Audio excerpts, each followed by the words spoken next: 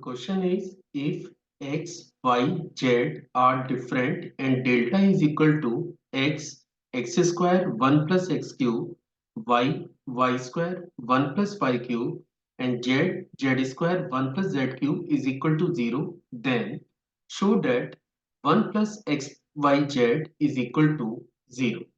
So let's see how we are going to prove the given statement. तो चलिए शुरू करते हैं। तो सबसे पहले मैं क्वेश्चन के डाटा को एक बार नोट कर लेता हूं। तो आप देख सकते हैं कि जो क्वेश्चन आपको दिया है उसमें डेल्टा आपको गिवन है। दिस इज इक्वल टू एक डिटरमिनेंट है जिसकी एंट्रीज हैं x, x square, then after 1 plus x cube. Second row की एंट्री आपके पास है y, y square 1 plus y cube. और थर्ड रो की एंट्री आपके पास है जेड, जेड स्क्वायर और 1 प्लस जेड क्यूब। और क्वेश्चन में ये भी गिवन है कि ये जो डिटरमिनेंट है ये वैल्यू 0 के इक्वल है। अब जो कंडीशन आपको गिवन है उन पे भी बात कर लेते हैं।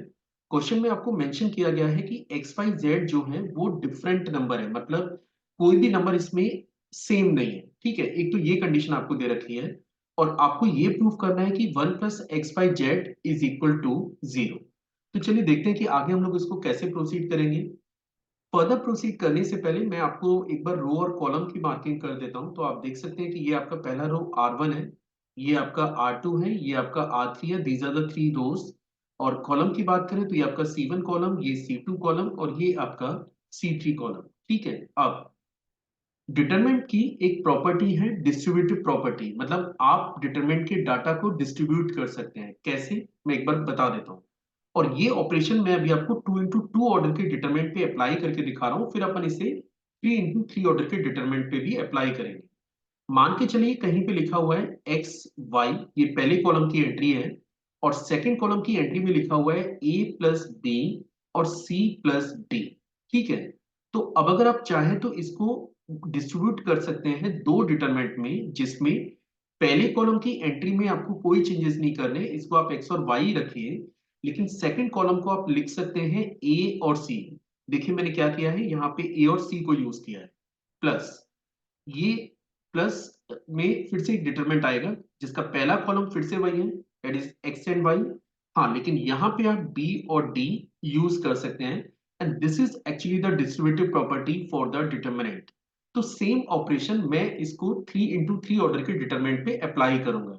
और हाँ, ऐसा नहीं कि आप इसे केवल दो ही डिटरमिनेंट में ब्रेक कर सकते हैं, आप दो से ज्यादा डिटरमिनेंट में भी ब्रेक कर सकते हैं, डिपेंडिंग कि आपका डाटा कैसा है। जैसे मान के चलिए यहाँ पे a plus b plus u होता और c plus d plus v होता, तो मैं एक और डिटरमिनेंट में इसे ब्रेक कर लेता, दैट इज प्लस कॉलम की एंट्री x और y और सेकंड कॉलम की एंट्री u और v।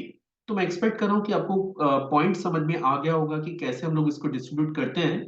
अब मैं ये ऑपरेशन लगाने जा रहा हूं अपने गिवन डिटरमिनेंट के ऊपर। तो आप देख सकते हैं कि सबसे पहले तो एक बार और डाटा मुझे नोट कर लेना चाहिए, that is x, y, z, x square, y square, z square, then after 1 plus x cube, 1 plus y cube, then after 1 plus z cube. और यहां पे मैं डिटरमिनेंट को डिस्ट्रीब्यूटिव प्रॉपर्टी से ओपन कर रहा हूं। तो पहला जो डिटरमिनेंट मुझे नजर आएगा उसको मुझे लिखना होगा एक्स, वाई, जेड। पहले कॉलम में कोई चेंजेस नहीं है, that is also x square, y square, z square. और इसको आप लिख सकते हैं 1 1 1 प्लस। अब आपको एक सेकंड डिटरमिनेंट मिलेगा जिसमें पहले दो कॉलम अनचेंज्ड हैं, they are x, y, z, then after x square, y square, z square. और ये एंट्री आपको नजर आएगी एक्स क्यूब, वाई क्यूब और जेड क्यूब के। ठीक है, चलिए आगे बात करें। अब आप देख सकते हैं कि ये जो सेकंड वाला डिटरमिनेंट है इसमें फर्स्ट रो में हर एक एंट्री में कम से कम एक एक्स मौजूद है। सिमिलरली यहाँ पे कम से कम एक वाई मौजूद है और यहाँ पे कम से कम एक जेड मौजूद है। So what I am going to do इस सेकंड डिटरमिनेंट में, चलिए मैं इसको डेल्टा 1 और डेल्टा 2 से रिप्रेजेंट कर देता हूं। तो ये जो डेल्टा 2 वाला डिटरमिनेंट है इसके R1 रो में से x कॉमन लेंगे, R2 में से y कॉमन लेंगे और R3 रो से z कॉमन लेंगे। और मैं एक्सपेक्ट कर रहा हूं कि आपको क्लियर होगा कि जब आप डिटरमिनेंट में कोई डाटा कॉमन लेते हैं तो वो किसी एक रो या कॉलम से बाहर जाता है। ठीक है, तो ये आपको ध्यान रखना है, ऐसा नहीं कि आप उसको हर एक एंट्री से बाहर लेना स्टार्ट कर दें। तो पहली रो से मैं केवल x बाहर कर रहा हूं, सेकेंड रो से y बाहर करूंगा और थर्ड रो से केवल z को बाहर लूंगा। तो फाइनली अभी आपको नजर आएगा det is x y z, क्योंकि मैंने डेल्टा वन में कोई चेंजेस नहीं किए हैं, det is x square y square z square 1 1 1। इसके बाद यहाँ पे आपने एक्स वाई जेड कॉमन ले लिया, और जैसे आप इसे कॉमन लेंगे अब डिटरमिनेंट का डाटा थोड़ा सा चेंज आपको नजर आएगा। दिस विल बिकम 1, ये आपका x और ये आपका एक्स स्क्वायर, दिस इज 1, ये y और ये आपका वाई स्क्वायर, ये 1, ये z और ये जेड स्क्वायर की। ठीक है, अब अगर आप डेल्टा वन वाले पार्ट पे बात करें और डेल्टा टू वाले पार्ट पे बात करें, तो आप देखेंगे कॉलम वाइज एंट्री काफी कुछ मैच कर रही है, लेकिन ये एग्जैक्टली सेम अभी नजर नहीं आ रहा है। तो इसके लिए मैं फिर से कुछ ऑपरेशन लगा देता हूं जिससे डाटा थोड़ा मैच करें। हम क्या कर रहे हैं कि मैं इसमें कॉलम्स को इंटरचेंज कर रहा हूं, है ना। तो सबसे पहले मैं जो इंटरचेंज कर रहा हूं वो इंटरचेंज कर रहा हूं C2 और C3 को। ये आपका C2 है और ये आपका C3 है, और इसको मैं डेल्टा वन में ही केवल इंटरचेंज कर रहा हूं। तो what we are going to do, C2 और C3 को हम लोग इंटरचेंज कर रहे हैं। और डिटरमिनेंट की एक प्रॉपर्टी है कि जब आप कुछ इंटरचेंज करते हैं, रोज को या कॉलम को इंटरचेंज करते हैं, तो डिटरमिनेंट के बाहर आपको एक माइनस लगाना होता है। मींस ये आपका बनेगा माइनस ऑफ पहले कॉलम में आपने अभी भी कोई चेंजेस नहीं किया है, that is x y z, ये बनेगा 1 1 1, that is x square y square और जेड स्क्वायर के, plus x y z second determinant exactly अभी भी सेम ही है, हमने यहाँ पे कोई चेंजेस नहीं किए हैं, that is 1 1 1, that is x y z, then after x square y square z square. ठीक है, अब अगर मैं एक चेंजेस और यहाँ पे कर लूं, मतलब C1 और C2 को भी अगर मैं इंटरचेंज कर लूं, तो आप देखेंगे कि डेल्टा वन और डेल्टा टू का डाटा एग्जैक्टली मैच करेगा। और फिर से क्योंकि अब आप एक बार और चेंजेस इंटरचेंज कर रहे हैं, मतलब C2 को मैं C1 की प्लेस पे ला रहा हूँ और C1 को मैं C2 की प्लेस पे ला रहा हूँ, अगर आप ऐसा करें तो बाहर आपको फिर से एक माइनस लगाना पड़ेगा, जिससे फाइनली ये प्लस ही बन जाएगा। क्योंकि अब आप इसे लिख सकते हैं, अब आप इसे लिख सकते हैं det is 1 1 1 x y z x square y square z square, ठीक है, प्लस एक्स वाई जेड, और सेकंड डिटरमिनेंट भी आपके पास एक्जेक्टली सेम ही है, that is 1 1 1 x y z x square y square और जेड स्क्वायर। अब आप देख सकते हैं कि दोनों एक्सप्रेशंस में, मतलब डेल्टा वन और डेल्टा टू का जो डाटा है उसमें डिटरमिनेंट वाला पार्ट सेम है। तो आप चाहें तो आप इसे कॉमन ले सकते हैं, तो जैसे आप इसे कॉमन लेंगे तो det will become 1 1 1 x y z x square y square z square into that is 1 plus x y z. और आपको याद होगा कि क्वेश्चन के इनिशियल स्टेज में आपको दे रखा था कि इन दोनों का जो प्रोडक्ट है या फिर ये जो डिटरमिनेंट है ये जीरो के इक्वल है। मैं आपको चेक करवा देता हूं कि क्वेश्चन के इनिशियल स्टेज में आपको दे रखा है कि ये क्वांटिटी आपकी जीरो के इक्वल है, ठीक है। और क्वेश्चन में एक और कंडीशन गिवन थी कि एक्सिस एक्स वाई जेड डिफरेंट है, मतलब इनमें कोई भी नंबर आपस में बराबर नहीं है। चलिए अभी आगे बात कर लेते हैं। अब देखिए, अगर मुझे इस डिटरमिनेंट को ओपन करना है तो एक ऑप्शन मेरे पास ये है कि मैं इसे डायरेक्टली ओपन कर लूं, है ना। लेकिन ये थोड़ा सा कॉम्प्लिकेटेड हो सकता है, तो बेटर रहेगा कि मैं इसके डाटा को थोड़ा आसान कर लूं और फिर अपन इसे ओपन करेंगे। तो मैं डाटा को आसान करने के लिए मैं यहाँ पे फिर से कुछ ऑपरेशन लगा रहा हूँ। एक हम लोग ऑपरेट करेंगे R2 को which is R2 minus R1, और एक मैं ऑपरेट करूंगा R3 को which is R3 minus R2। ठीक है, ये दो ऑपरेशन में लगा रहा हूं। अगर हम लोग ये ऑपरेशन लगाएंगे तो आप देख सकते हैं कि जो डिटरमिनेंट में फर्स्ट रो की एंट्री है वहां तो आपको कोई भी चेंजेस नजर नहीं आएंगे, लेकिन ये क्वांटिटी जीरो बनेगी।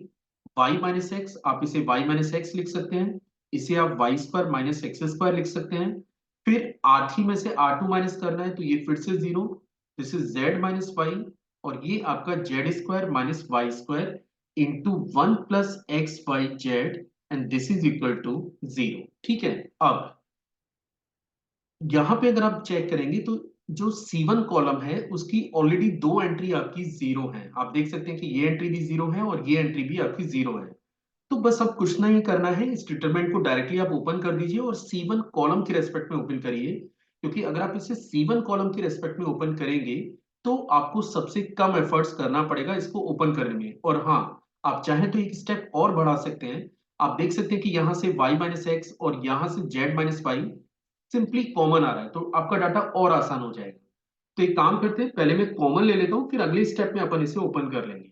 तो आप देख सकते हैं कि R2 में से y माइनस एक्स कॉमन आ रहा है और R3 में से z माइनस वाई कॉमन आ रहा है। अगर हम लोग ये कॉमन लेते हैं तो डिटरमिनेंट का जो डाटा है वो अब आपको नजर आएगा 1x x square, this is 0 1 y plus x, इसके बाद 0 1 z plus y into 1 plus x y z and which is equal to 0। ठीक है, नेक्स्ट। चलिए अब मुझे लगता है कि ये काफी आसान है और इसको डायरेक्टली ओपन करने से भी बात बन जाएगी, तो मैं इसे C1 कॉलम के रेस्पेक्ट में ओपन कर लेता हूं। तो जैसे आप इसे ओपन करेंगे तो ये बनेगा z plus y minus y minus x, और आगे के जो टर्म्स हैं वो फाइनली आपके जीरो ही मिलेंगे क्योंकि आप उसे C1 कॉलम के रेस्पेक्ट में ओपन कर रहे हैं, into that is 1 plus x y z and this is equal to 0। तो आप देख सकते हैं यहाँ पे y से y आपका कैंसिल हो जा रहा है।